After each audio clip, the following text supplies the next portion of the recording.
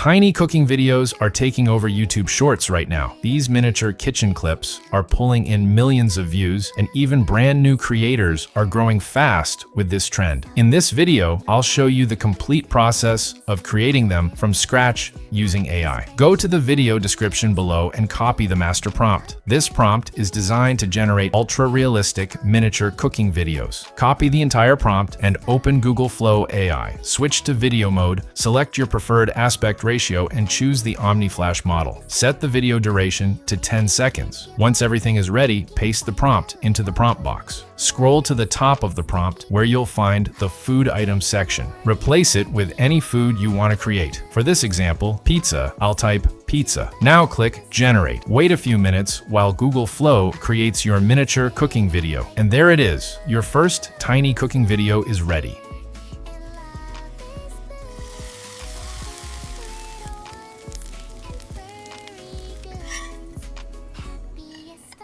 You can repeat the same process with any food you like. For example, paste the same prompt again, replace the food item with burrito, and click Generate. Within a few moments, you'll have another unique miniature cooking video.